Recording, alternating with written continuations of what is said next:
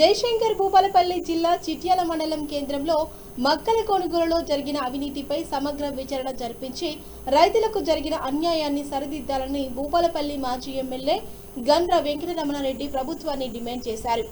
ఈ సందర్భంగా BRS party ఆధ్వర్యంలో చిట్యాల మండల కేంద్రంలో నిర్వహించిన ధర్నా కార్యక్రమంలో మాజీ ఎమ్మెల్యే గండ్ర వెంకటరమణారెడ్డి మరియు చిట్యాల, టేకుమట్ల, మొగులపల్లి మండలాలకు చెందిన బీఆర్ఎస్ నాయకులు, కార్యకర్తలు, రైతులు పాల్గొన్నారు.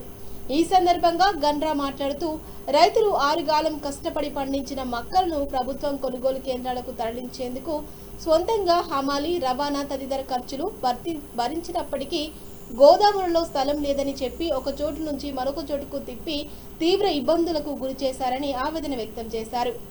అంతేకాకుండా రైతులకు చెల్లించాల్సిన బిల్లుల్లో అక్రమంగా కోతలు విధించి ఒక్కో రైతుకు సుమారు 10,000 వరకు నష్టం కలిగించారని ఆరోపించారు. ఈ వ్యవహారంపై సమగ్ర విచారణ జరిపి బాధ్యులపై కఠిన చర్యలు తీసుకోవాలని, రైతులకు రావాల్సిన మొత్తాన్ని పూర్తి స్థాయిలో చెల్లించాలని ప్రభుత్వాన్ని డిమాండ్ చేశారు. రాష్ట్రంలో సీఎం అన్నదమ్ముల రాజ్యం నడుస్తుంటే భూపాలపల్లి నియోజకవర్గంలో ఎమ్మెల్యే బామ్మర్దుల రాజ్యం కొనసాగుతుందని విమర్శించారు.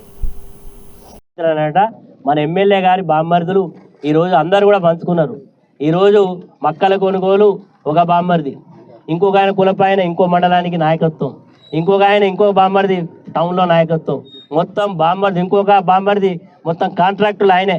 ఇక్కడ 2 లక్షలు మొదలుకొని 5 కోట్లు 10 కోట్లు అయినా ఆ బామ్మర్ది, మొత్తం బామ్మర్దుల రాజ్యం అయిపోయింది గతంలో.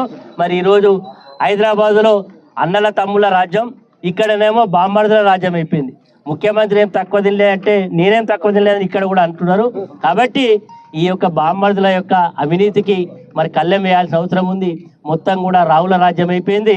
అక్కడ పోతే రేగొండలో ఒక రావు, ఇక్కడ పోతే ఇంకొక రావు, అక్కడ పోతే ఇంకొక రావు, మొగుళ్ళపల్లి ఒక రావు, మొత్తం రావుల రాజ్యం అయిపోయి ఈరోజు ఈ యొక్క నియోజకవర్గానికి పట్టినటువంటి శని అయిపోయింది. కాబట్టి తక్షణాన్ని ఈరోజు మరి నీకు బంధువు అయితే ఇంట్లోనే వాళ్ళని మరి మంచిగా చేసుకో, వారిని ఏమైనా చూసుకో, కానీ ఇంత విచ్చలవిడిగా ఈరోజు ఈ నియోజకవర్గంలో మరి ఇంత పెద్ద మొత్తంలో బామ్మర్దులను అడ్డు పెట్టుకొని చేసేటువంటి అక్రమాలను తప్పకుండా భారత రాష్ట్ర సమితి ప్రశ్నిస్తూ ఉంటుంది.